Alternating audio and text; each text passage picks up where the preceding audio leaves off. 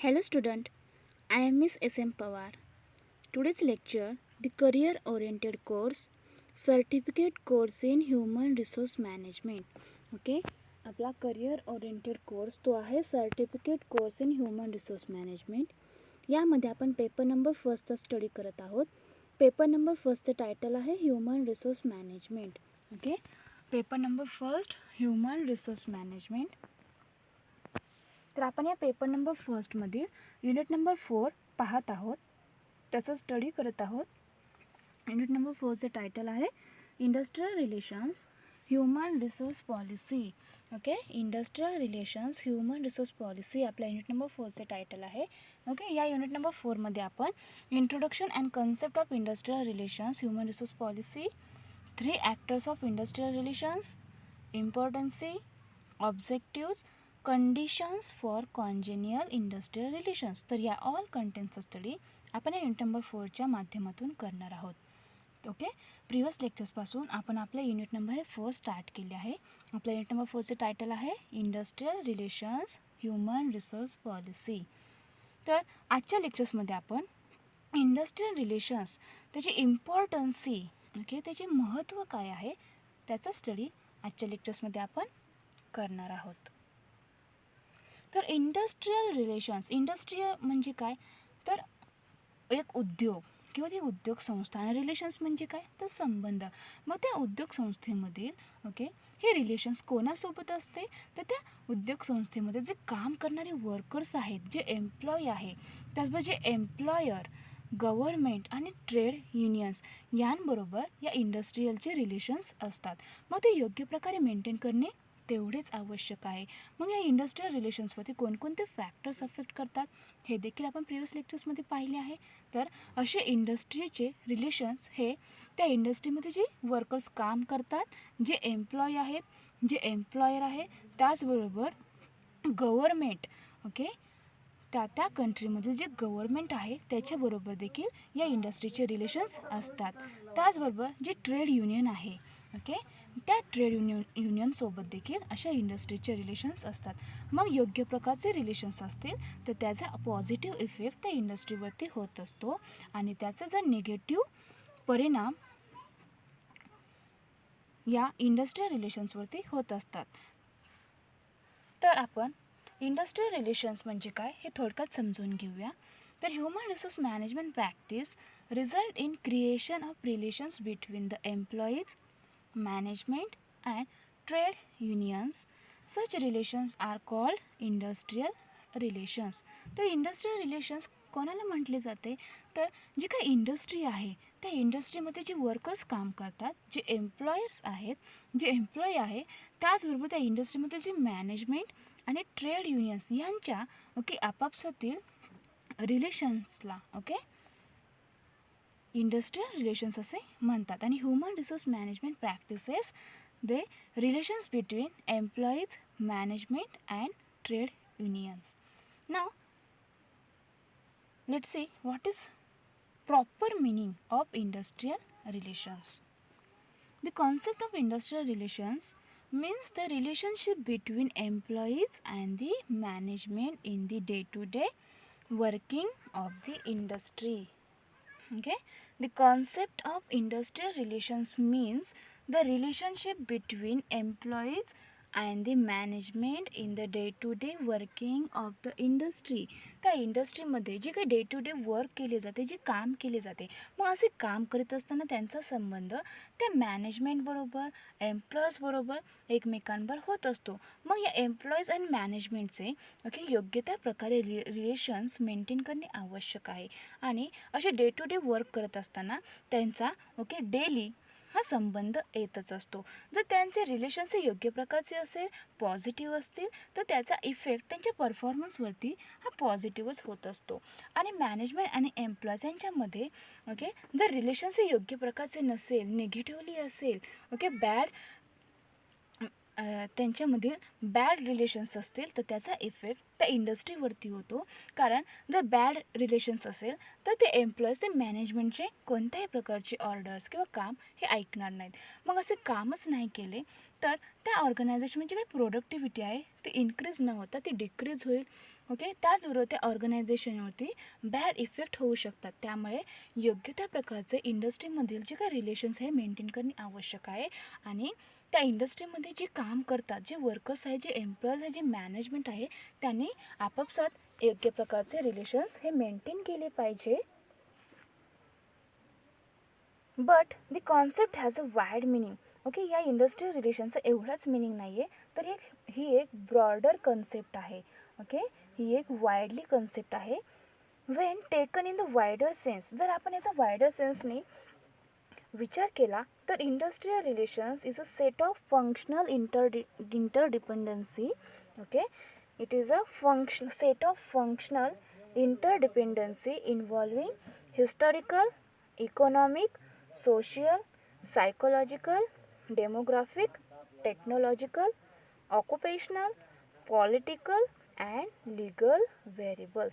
तर या इंडस्ट्रियल रिलेशन्समध्ये अनेक फंक्शनल इंटरडिपेंडन्सी, ओके, इंटरडिपेंडन्सी फंक्शन्स यांचा एक सेट आहे.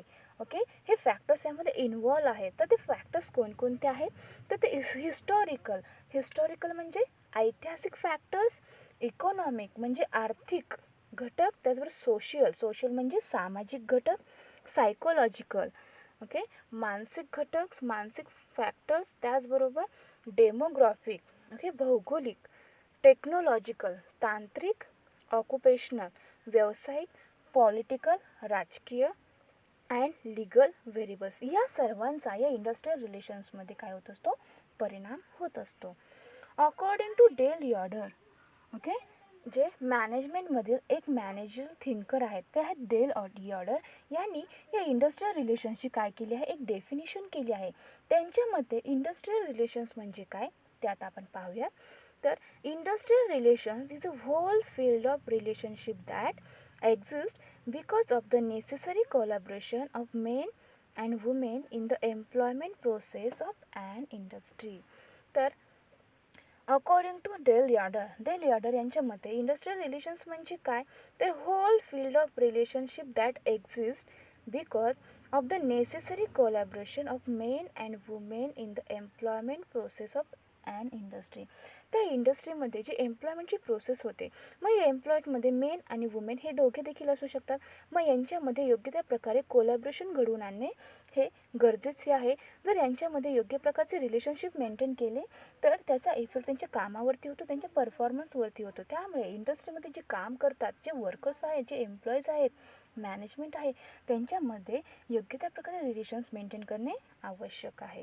त्यानंतर according to International Labour Organization, okay, आता आपण डेल यॉर्डर यांची डेफिनेशन पाहिली. यानंतर आपण जे काही इंटरनॅशनल लेबर ऑर्गनायझेशन आहे त्यांच्या मते हे इंडस्ट्रियल रिलेशन्स म्हणजे काय ते थोडक्यात पाहणार आहोत. तर according to the International Labour Organization ILO, industrial relations, okay, industrial relations deal with either the relationship between the state and employers and workers. Okay, industrial relations deals with either the relationship between the state and employers and workers organizations or the relation between the occupational organizations themselves. तर अशा इंडस्ट्रीमध्ये relations हे अनेक बरोबर त्यांचे deal होत असते. मग यामध्ये ओके त्यांची जी काही रिलेशनशिप आहे ते कोणाबरोबर असते? तर त्या ऑर्गनायझेशनमध्ये जे काही एम्प्लॉयर्स आहेत, जे वर्कर्स आहेत त्यांच्याबरोबर आणि ऑक्युपेशनल ऑर्गनायझेशन्स यांच्याबरोबर जे हे रिलेशनशिप असते. The concept of industrial relations, okay, the concept of industrial relations has been extended to denote the relations of the state with employers, workers and their organizations. The subject therefore includes individual relations and joint consultations between employers and people at their workplace, collective relations between employers and their organization and trade unions, and the part played by the state in regulating these relations. तर अशा प्रकारे okay हे industrial रिलेशन्सचे definitions या international Labour organisation यांनी हे केलेली आहे. आणि मॅनेजमेंटमधील जे थिंकर आहेत त्यांनी देखील डेल यॉर्डर यांनी देखील इंडस्ट्रियल रिलेशनची योग्य प्रकारे अशी डेफिनेशन केली आहे. त्यांचा स्टडी आपण इथे केलेला आहे. त्यानंतर okay, industrial relations policy in India. आपल्या इंडियामध्ये ही इंडस्ट्रियल रिलेशनची पॉलिसी काय आहे ते आता आपण पाहणार आहोत. Human resource, okay, HR means human resource policies and forms of work are emerging that include specially in multinational companies, multiskill, variable compensation, job rotation etcetera. तर या ह्युमन रिसोर्स पॉलिसीजमध्ये ओके अनेक गोष्टी इन्वॉल्व आहेत. त्यामध्ये multinational companies, multi skills, variable compensation and job rotation या गोष्टींचा समावेश human resource पॉलिसीमध्ये होत असतो. These new policies are difficult to implement in place of old practices as the institutional setup still needs to be changed. तर ही जी काही policy आहे ती ओल्ड पॉलिसी आहे आणि जी आता सध्याची न्यू पॉलिसी आहे ती त्या इंडस्ट्रीमध्ये इम्प्लिमेंट करणे अत्यंत डिफिकल्ट आहे, कारण ते सध्या ओल्ड पॉलिसीचा वापर करून ते इंडस्ट्रीमध्ये योग्य प्रकारे रिलेशन्स मेंटेन करण्याचे काम करतात. पण या न्यू पॉलिसीचा इम्प्लिमेंट करणे अत्यंत डिफिकल्ट आहे, कारण in place of old practices ते ओल्ड प्रॅक्टिसेस करत आहेत, ओल्ड जी पॉलिसी आहे तीच यूज करत आहेत. त्यामुळे आता सध्याच्या मॉडर्न युगामध्ये ही न्यू पॉलिसी त्या इंडस्ट्रीने अडॉप्ट केली पाहिजे आणि त्यामुळे जे काही इन्स्टिट्यूशन आहे त्याच्यामध्ये योग्य प्रकारे चेंज करून ते सेटअप करून ही ह्युमन रिसोर्स पॉलिसी त्यांनी अडॉप्ट केली पाहिजे आणि याची त्यांना अत्यंत इम्पॉर्टंट आवश्यकता आहे, त्याची गरज आहे. जर त्यांनी न्यू पॉलिसी अडॉप्ट केली तर त्यामध्ये त्या इंडस्ट्रीमध्ये जे वर्कर्स आहेत, जे एम्प्लॉयर्स आहेत त्यांचेच काय होऊ शकते, वेलफेअर होऊ शकते. ते योग्य प्रकारे त्यांचे रिलेशन्स मेंटेन करू शकतात, त्यांच्यामधील आपापसातील संबंध इम्प्रूव्हमेंट होऊ शकतात. या न्यू पॉलिसीमध्ये काय आहे तर यामध्ये जे काही मल्टीनॅशनल कंपनीज आहेत, मल्टी स्किल्स, व्हेरिएबल कंपेन्सेशन आणि जॉब रोटेशन यांचा वापर या ह्युमन रिसोर्स पॉलिसीमध्ये करीत असतात. त्यामुळे प्रत्येक ऑर्गनायझेशनमध्ये या न्यू ह्युमन रिसोर्स पॉलिसीचा वापर करणे आवश्यक आहे. तर का आवश्यक आहे तर त्या इंडस्ट्रीमधील जे एम्प्लॉयमेंट आहेत, जे एम्प्लॉयर्स आहेत, जे मॅनेजमेंट आहे त्यांच्यामधील रिलेशन्स योग्य प्रकारे मेंटेन करण्यासाठी, ते रिलेशन्स इम्प्रूव्ह करण्यासाठी आणि त्या कंपनीची मोठ्या प्रमाणावर ग्रोथ करण्यासाठी अशी ह्युमन रिसोर्स पॉलिसी अत्यंत आवश्यक आहे आणि त्या प्रत्येक इंडस्ट्रीने ही new human resource policy adopt केलीच पाहिजे. तर अशा प्रकारे आपल्या इंडियामधील ही इंडस्ट्रियल रिलेशन्स पॉलिसी आहे. तर प्रिव्हियस लेक्चर्समध्ये आपण इंडस्ट्रियल रिलेशन्समध्ये कोणकोणते फॅक्टर्स अफेक्ट करतात हे देखील आपण पाहिले होते. कोणकोणते फॅक्टर्स होते ते institutional factors, economic factors, technological factors, त्याचबरोबर social and cultural factors, political factors, government factors. तर these are the some factors influencing the industrial relations. तर इंडस्ट्रियल रिलेशन्स मेंटेन करण्यासाठी अशा फॅक्टर्सचा त्यांच्यावरती परिणाम होत असतो. तर ते कोणकोणते फॅक्टर्स होते तर इन्स्टिट्यूशनल फॅक्टर्स, जसं इकॉनॉमिक म्हणजे आर्थिक घटक, टेक्नॉलॉजिकल म्हणजे तांत्रिक घटक, सोशल सामाजिक आणि सांस्कृतिक फॅक्टर्स, त्याचबरोबर राजकीय फॅक्टर्सचा देखील, पॉलिटिकल फॅक्टर्सचा देखील या इंडस्ट्रियल रिलेशन्सवरती काय होतो, परिणाम होतो. यांचा ऑल ओव्हर स्टडी आपण प्रिव्हियस लेक्चर्समध्ये ऑलरेडी केलेला आहे. त्याचबरोबर गव्हर्नमेंट फॅक्टर्स, जी काही गव्हर्नमेंटची पॉलिसी आहे त्याने जर चेंज केली तरी देखील त्याचा इफेक्ट या इंडस्ट्रीवरती होत असतो. तर अशा प्रकारे इंडस्ट्रियल रिलेशन्स योग्य प्रकारे मेंटेन करायचे असेल तर या फॅक्टर्सचा त्याच्यावरती परिणाम होतो. जरी परिणाम झाला तरी ते कशा प्रकारे मेंटेन करू शकतो याकडे या मॅनेजमेंटने काय केले पाहिजे, फोकस केली पाहिजे आणि अशा फॅक्टर्सचा हा कमी इफेक्ट होईल याच्याकडे त्यांनी फोकस केला पाहिजे. आणि जरी या फॅक्टर्सचा इफेक्ट झाला तरी त्यांचे जे काही रिलेशन्स आहे ते योग्य प्रकारे त्यांनी मेंटेन केले पाहिजे. तर अशा प्रकारे इंडस्ट्रियल रिलेशन्सवरती या ऑल फॅक्टर्सचा काय होतो, परिणाम होत असतो. त्यानंतर आपण आजच्या लेक्चर्समध्ये काय पाहणार आहोत तर इंडस्ट्रियल रिलेशन्स त्याची इम्पॉर्टन्स काय आहे त्याचा स्टडी आजच्या लेक्चर्समध्ये आपण करणार आहोत. Now let's see importance of harmonious industrial relations. Okay, या हार्मोनियस इंडस्ट्रियल रिलेशन्सची इम्पॉर्टन्सी काय आहे त्याचा स्टडी आपण आज करत आहोत. Now let's see. There has been a phenomenal growth in employment, wages, benefits, working conditions, status of the worker, educational facilities, etc. With the growth and spread of the industry. Moreover, career patterns have also changed widely by providing changes for for wide varieties of jobs to the working communities. This has been possible only through fast industrial development, which in turn depends on industrial peace. There has been an acute necessity in India, especially during the post independency period, to industrialize her economy in order to tackle the multifarious socio-economic problems. In the words of Pandit Jawaharlal Nehru, the alternative to industrialization is to remain in a backward, underdeveloped, poverty stricken, and a weak country. We can't even retain our freedom without industrial growth. Hence, one of the main goals of the 5-year plans in India has been rapid industrialization and more employment in secondary and tertiary industries. It is also viewed that one of the essential steps for building up an economically free and self-sustaining India is large-scale industrialization at a rapid and steady growth. तर या industrial रिलेशनची importance ही काय आहे ते आपण पाहत आहोत. तर आपलं इंडिया ओके आफ्टर इंडिपेंडन्सी म्हणजे जेव्हा आपला इंडिया हा इंडिपेंडन्सी झाला, स्वतंत्र झाला, त्यानंतर आपल्या इंडियाची अनेक प्रकारचे चेंजेस घडून आले.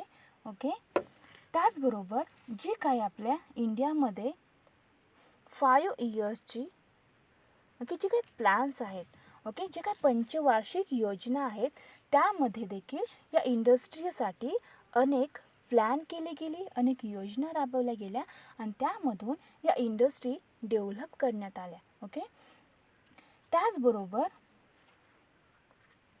आफ्टर 1991 ओके 1991 नंतर देखील आपल्या इंडियामध्ये ओके LPG ही इरा स्टार्ट झाले. ओके, लिबरलायझेशन, प्रायव्हेटलायझेशन अँड ग्लोबलायझेशन याचा देखील इफेक्ट या इंडस्ट्रीवरती झाला.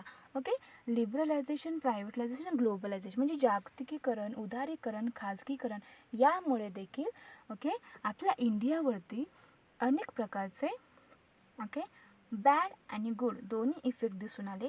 मात्र या इंडस्ट्रीचा देखील यामधून अनेक मोठ्या प्रमाणावर काय झाला, बेनिफिट्स त्यांना प्राप्त झाला, त्यांना फायदा झाला. ओके, LPGमुळे जी काही आपली इंडियातली इकॉनॉमी होती ती ओपन इकॉनॉमी झाली आणि ओपन इकॉनॉमी झाल्यामुळे ओके जे काही बिझनेस आहेत, ओके जी काही इंडस्ट्री आपल्याला स्थापन करायची ते आपण ते कोठेही जाऊन ओपन करू शकतो. असं आपण उद्योगसंस्था कोणत्याही प्रकारचा स्टार्ट करू शकतो. त्याचबरोबर फॉरेनर्समधील देखील आपला इंडियामध्ये येऊन बिझनेस करू शकतात. मग असे फॉरेनर्स आपल्या इंडियामधील येऊन इंडस्ट्रीमध्ये इन्व्हेस्टमेंट करतात. इन्व्हेस्टमेंट केल्यामुळे त्या उद्योगसंस्थेला मोठ्या प्रमाणावर कॅपिटल प्राप्त होते आणि जास्त मोठ्या प्रमाणावर कॅपिटल मिळाल्यामुळे त्या इंडस्ट्री या मोठ्या प्रमाणावर काय डेव्हलप होत असतात, त्यांची ग्रोथ होत असते आणि अशी ग्रोथ झाल्यामुळे त्या कंपनीचे, त्या उद्योगसंस्थेचे, त्या बिझनेसचे जे काही मॅनेजमेंट आहे ते एक्सपर्ट अशा पद्धतीने त्यांचे मॅनेजमेंट केले जाते. जे काही एम्प्लॉयर्स आहेत ते देखील त्या ठिकाणी योग्य प्रकारे काम करीत असतात. त्यामुळे त्यांच्यामधील जे काही रिलेशन्स आहे ते योग्य प्रकारे मेंटेन करण्याचे काम देखील ते मॅनेजमेंट करीत असते. मग असे रिलेशन्स ओके जर योग्य प्रकारचे असेल तर त्याचा इफेक्ट त्या कंपनीवरती हा पॉझिटिव्हली ठरत असतो आणि जर त्या कंपनीमध्ये जे काही एम्प्लॉयर्स आहेत त्यांचे रिलेशन्स हे बॅड असतील, निगेटिव्हली असतील तर त्याचा इफेक्ट देखील निगेटिव्हली त्याच्यावरती होत असतो. तर अशा इंडस्ट्रीचं डेव्हलपमेंट हे आपल्या इंडियामध्ये आफ्टर इंडिपेंडन्सी आपला जेव्हा भारत स्वतंत्र झाला त्यानंतर इंडस्ट्रियलायझेशन मोठ्या प्रमाणात झाले. त्याच्यामधून आपल्या इंडियाचे काय झाले, मोठ्या प्रमाणावर विकास झाला. आणि जे काही पंचवार्षिक योजना होते 5 इयर्सचे प्लॅन होते त्याच्यामधून देखील या इंडस्ट्रीचे मोठ्या प्रमाणावर डेव्हलपमेंट करण्यात आली. त्याचबरोबर there has been a phenomenal growth in employment. जे काही त्या कंपनीचे त्या इंडस्ट्रीची एम्प्लॉयमेंट्स आहेत, जर त्यांची ग्रोथ घडवून आणायची असेल तर त्यासाठी त्यांना वेगवेगळे बेनिफिट्स प्रोव्हाइड करणे आवश्यक आहे. जर त्यांना त्या इंडस्ट्रीने अनेक प्रकारचे बेनिफिट्स प्रोव्हाइड केले तर त्या कंपनीबद्दलचे त्या एम्प्लॉयरच्या मनामध्ये, त्यांच्या माइंडमध्ये काय होते, योग्य प्रकारची इमेज क्रिएट होत असते. त्यांना त्या कंपनीचा, त्या इंडस्ट्रीचा रिस्पेक्ट वाटतो, आदर निर्माण होतो. तर त्यासाठी त्यांना wedges, benefits, working condition, status of the worker, educational facility अशा वेगवेगळ्या फॅसिलिटीज त्यांना दिल्या पाहिजेत, जेणेकरून त्या एम्प्लॉयर्सच्या माइंडमध्ये त्या इंडस्ट्रीबद्दलचे योग्य प्रकारचे इमेज क्रिएट होऊ शकेल, त्यांच्याबद्दलचा आदर निर्माण होऊ शकेल. आणि असा आदर निर्माण झाला, असा रिस्पेक्ट निर्माण झाला की आपोआपच त्या इंडस्ट्रीमध्ये जे मॅनेजमेंट आहे, जे एम्प्लॉयर्स आहेत, त्याचबरोबर जे ट्रेड युनियन्स आहे, त्यांच्या आपापसातील रिलेशन्स हे योग्य प्रकारचे मेंटेन होऊ शकते. यासाठी त्या एम्प्लॉयर्सला, त्या वर्कर्सना वेगवेगळ्या बेनिफिट्स, वेगवेगळ्या फॅसिलिटीज प्रोव्हाइड केलंच पाहिजे. मग त्या कोणकोणत्या फॅसिलिटीज आहेत, तर त्यामध्ये एज्युकेशनल फॅसिलिटी, त्याचबरोबर त्यांना जे काही वेजेस दिले जाते, त्यांची जेवढे काम केले आहे त्या कामाचे त्यांना जो काही वेजेस दिला जातो, जी काही मजुरी दिली जाते ती योग्य प्रकारे असली पाहिजे. त्याचबरोबर ते ज्या ठिकाणी काम करतात ती वर्किंग कंडिशन्स देखील योग्य प्रकारे असले पाहिजे. त्या इंडस्ट्रीमध्ये त्यांना अनेक प्रकारच्या फॅसिलिटीज पुरवल्या पाहिजे. त्याचबरोबर त्या वर्करचे स्टेटस देखील योग्य प्रकारेच ठेवले पाहिजे. तर अशा प्रकारे त्या एम्प्लॉयमेंटची त्या एम्प्लॉयरची ग्रोथ केली तर त्या इंडस्ट्रीची ग्रोथ होऊ शकते आणि त्या दोघांचे एकमेकांसोबतचे रिलेशन्स योग्य प्रकारे मेंटेन होऊ शकते. यासाठी त्या इंडस्ट्रीने त्या एम्प्लॉयर्सला अशा अनेक फॅसिलिटीज प्रोव्हाइड केल्या पाहिजेत. Career patterns have also change widely by providing change for wide variables of jobs to the working communities. This has been possible by only through fast industrial development. आणि हे सर्व कधी पॉसिबल होऊ शकतं, जर त्या इंडस्ट्रीची डेव्हलपमेंट फास्ट केली, fast प्रोसेसने त्या इंडस्ट्रीची डेव्हलपमेंट केली तरच त्या इंडस्ट्री काय होऊ शकते, डेव्हलप होऊ शकते आणि तो एम्प्लॉयर्सची देखील काय होऊ शकते, डेव्हलपमेंट होऊ शकते. आणि in turns depends of industrial peace. त्या औद्योगिक शांततेवरती या इंडस्ट्री डेव्हलपमेंट ही डिपेंड असते. With the attainment of independency and with the launching of the planning era, serious and earnest efforts have been made towards rapid economic development of India. India has been in the midst of an ambitious and critically important effort to raise the living standards of her people by an integrated industrial and economic development plan. The size of industrial labor in the India has increased remarkably due to rapid and planned industrial development. The increase in industrial labor led to the formation and development of sterile and labor without trade unions and various social groups. It has also been recognized that management without labor would be sterile and labor without management would be disorganized, ill-equipped and ineffective. It is realized that the concentrate cooperation between labor and the management is highly essential to fulfill the individual, organization and national goals. The first 5-year plan has clearly demonstrated the fact that an economy organized for planned production and distribution aiming at the realization of social justice and the welfare of masses can function effectively only in atmosphere of industrial peace. तर after इंडिपेंडन्सीमध्ये okay 5 इयरचे plan केले गेले. त्या 5 इयरच्या प्लॅनिंगमधून त्या इंडस्ट्रीची मोठ्या प्रमाणात development कशी करता येईल यासाठी ओके डिफरंट अशा ओके निरनिराळ्या पॉलिसीज योजना राबवल्या गेल्या आणि त्यामधून अशा इंडस्ट्रीचा मोठ्या प्रमाणावर डेव्हलपमेंट करण्यात आली. With the attainment of independence and with the launching of the planning era, serious and earnest efforts have been made towards rapid economic development of India. India has been in the midst and of an ambitious and critically important effort to raise the living standards of her people by an integrated industrial and economic development plan. The size of industrial labor in India has increased remarkably due to rapid and planned industrial development. The increase in industrial labor okay हे industrial labour कधी increase झाले तर formation and development of trade unions and various social groups. तर या social ग्रुप्सची जी काही trade unions आहे त्यांचे formation केल्यानंतर आणि त्याची डेव्हलपमेंट केल्यानंतरच असे इंडस्ट्रियल लेबर्स ओके इन्क्रीज झाले. It has also been recognise that management without labour would be sterile and labour without management would be disorganized, ill-equipped and ineffective. It is realized that the concentrated cooperation between labor and the management is highly essential. Okay, the cooperation between labor and the management is highly essential to fulfill the individual organisation and national goals. तर अशा प्रकारे industrial रिलेशन्समध्ये okay योग्य प्रकारे industrial relations maintain करणे अत्यंत important आहे. त्यामधून okay जर योग्य प्रकारचे इंडस्ट्रियल रिलेशन्स असतील तर त्यामधून त्या इंडस्ट्री ही डेव्हलप होऊ शकते, ते एम्प्लॉईजचे देखील डेव्हलपमेंट होऊ शकते. तर यासाठी हे इंडस्ट्रियल रिलेशन्स अत्यंत इम्पॉर्टंट आहे. त्यानंतर ओके इंडस्ट्रियल पीसची नीड काय आहे, त्याची गरज काय आहे ते आता आपण पाहणार आहोत. Okay need for industrial peace. तर या इंडस्ट्रियल रिलेशन्सची गरज हे इंडस्ट्रियल पीससाठी आहे.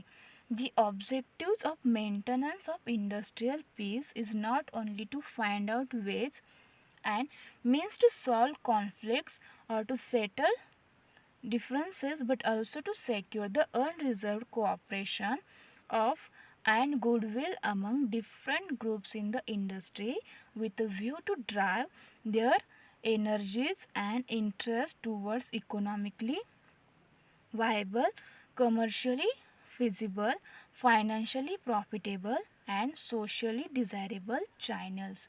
It also aims at the development of a sense of mutual confidence, dependency and respect, and at the same time encouraging them to come closer to each other for removing misunderstandings, redressing grievances if any, in a peaceful atmosphere and with an open mind, and fostering industrial pursuits for mutual benefits and social programs.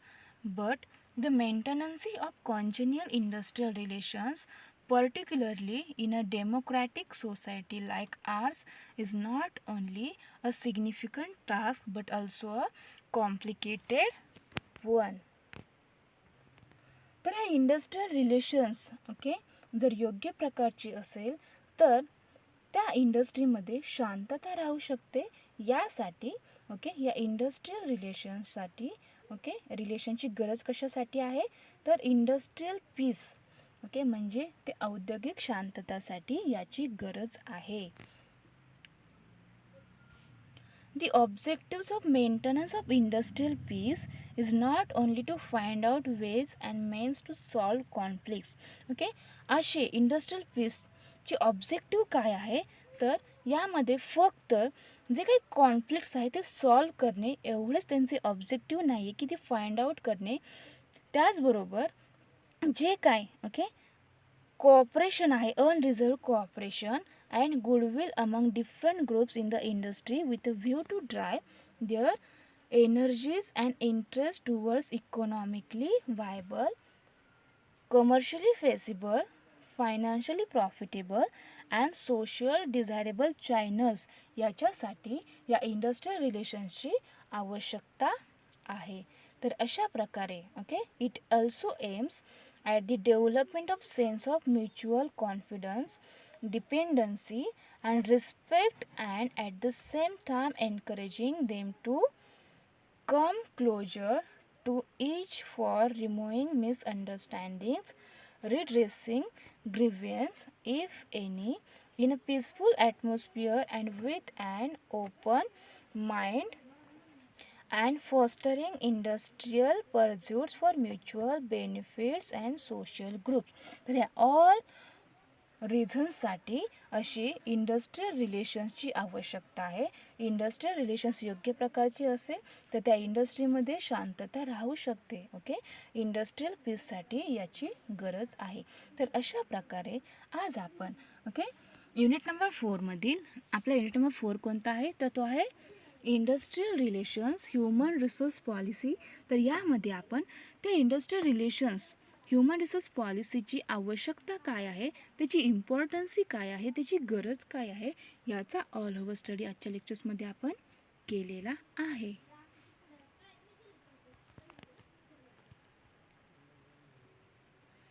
Okay, thank you.